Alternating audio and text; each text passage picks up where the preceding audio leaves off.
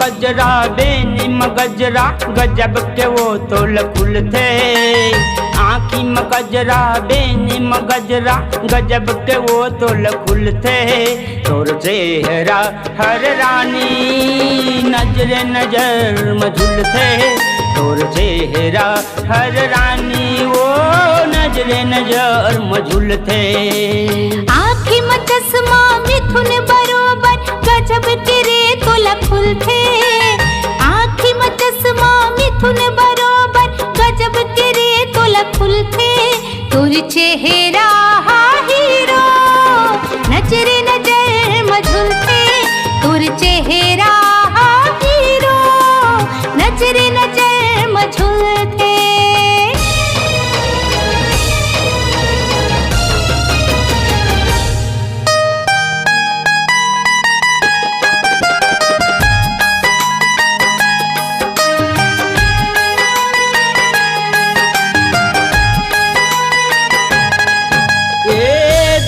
बार हो बेउते हाँ भुर्रा गोटी माटी वो मोर पर आज तय हाँ हीरा मोती चांदी वो।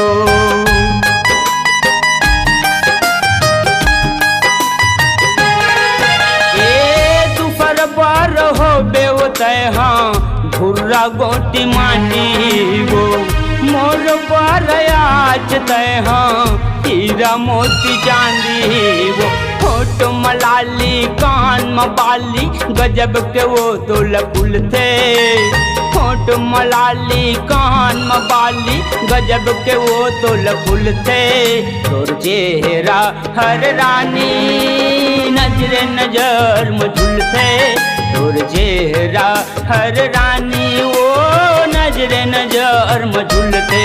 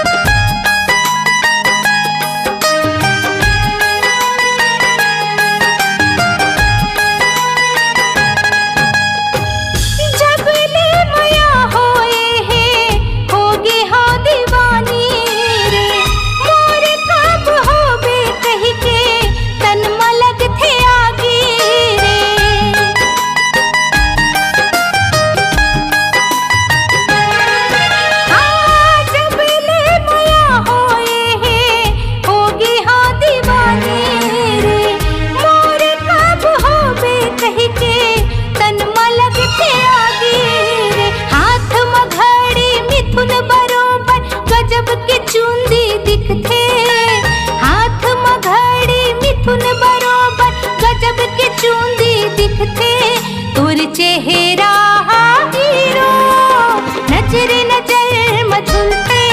तोर चेहरा हीरो नजरे नजर मझुल थे।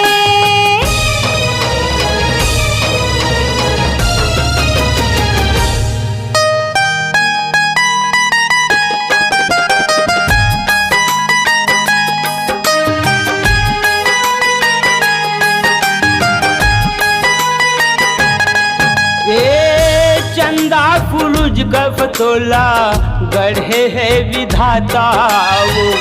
झन पर पाँव में तोर दुश्मन के कांटा वो।